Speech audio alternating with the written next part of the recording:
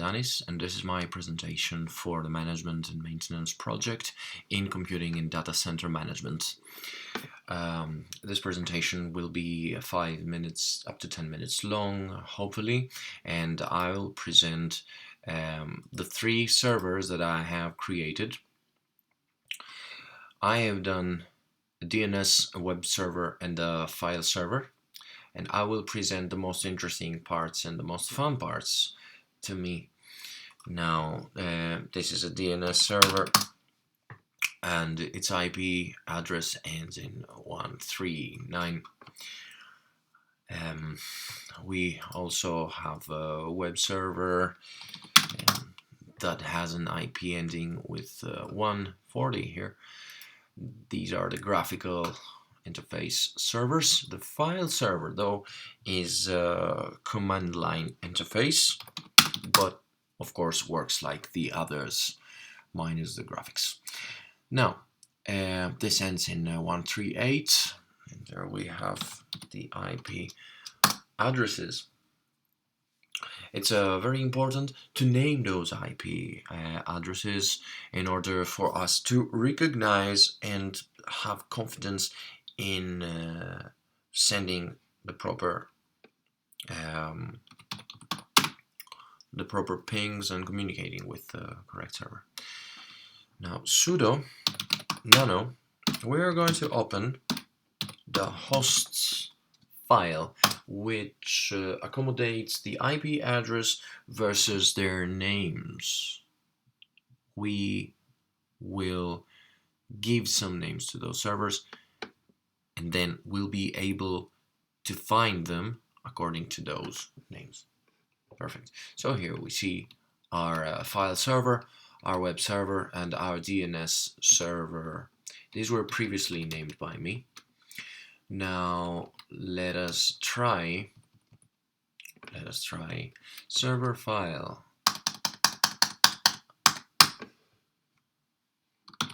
server.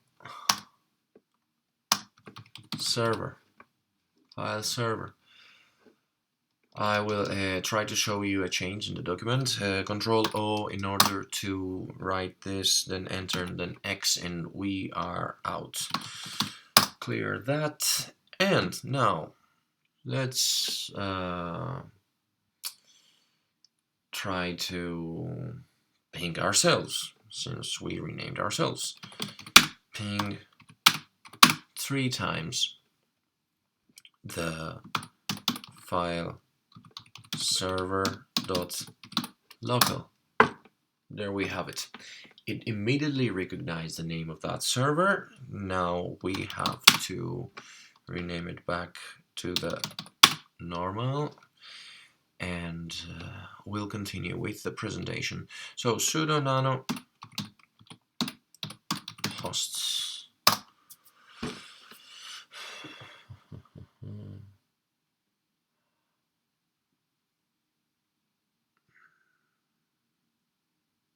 Sudo is a super user permission. Now let's rename that server file. We saved it back to its previous name. Clear. Let's check our web server now. So the web server has an IP address that ends in 140 here. Let's copy and try to test if we can find it on the browser. Perfect. We were able to find it. Let's also try the name of the web server. Now, server web.local. There we have it. It does work perfectly. It recognizes both the IP address and the name allocated to it. Very, very well. Let's try to ping the DNS server. Ping twice the server DNS.local. there we have it. Fantastic. Perfect. And once again, let us try to ping the file server. Server file local. It works, therefore they will communicate. Control C to stop that. Let's clear the screen and now go back to the last presentation of the day. This will be about sharing files. So we are using the Samba software, which helps sharing files to client servers. Here we go. First, we have to go sudo apt update. We will update it. However, I have done that before, so I will not click the enter button. Sudo apt install Samba. I will not hit the enter button again, as Samba is already installed. And now the third and very important step is to configure that file. So super user nano editor. Let me see if I remember that. Samba smb, right?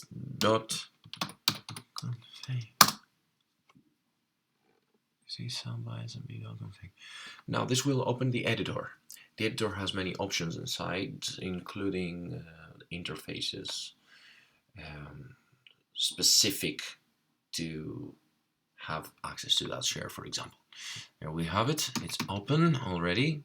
The work group is already renamed to Music of Revolution, previously by me. And we have the option of the interfaces. If we uncomment this, then we can write here the IPs of the interfaces we wish to share to. The bind interface is only yes. Will, if we uncomment that, then the interfaces that we have allocated only will have visibility to the shared files and folders. Here, this is created by me previously, music share.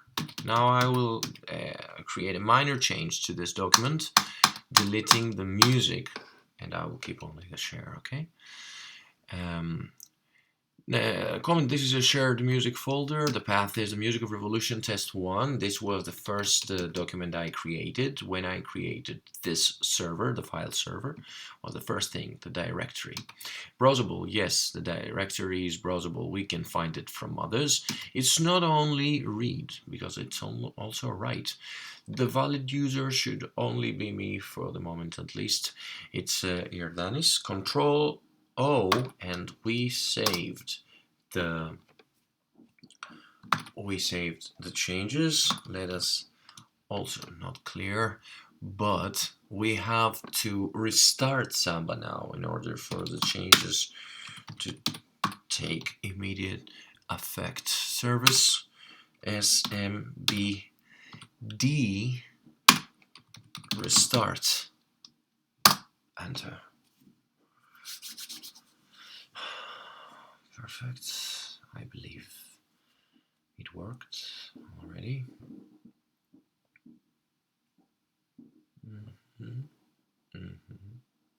All right. Now let's test if the share works. Now, from the client server, the first thing we have to do is again sudo apt update, as we did before. Then we have to install the Samba client. After the update, sudo apt update, we do sudo apt install smb client. This is it. I've done that before, so I will not proceed with it. And I will jump directly into accessing the shared directory, since the Samba client is already running here. So smb client It is now file server. No, it's not file server. Is server file.local. Server file.local, and this is called share, as I renamed it before. And we enter the preferred user, or the user who has the access. Only a password for that user. There we have it, the passwords. Here it is. Hopefully this will work.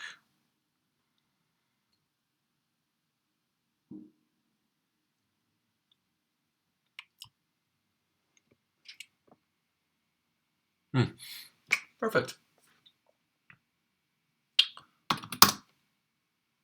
ls, we get the list of directories. We have successfully gained access to the shared folders of the file server.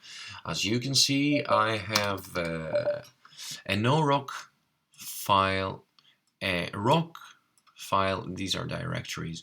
I have a solo directory for solo musicians, Greek music, as I'm Greek as well, bands for bands wherever they come from, and traditional directory for music and musicians from wherever they come from. Let us go to let us check the security of it. Exit this user. Let us exit this smb client file server. That is, we have also another user named Haris. Let's try to give access to the user called Haris. Will the system allow Haris to enter our directories and maybe turn into a threat for our network? Let us see.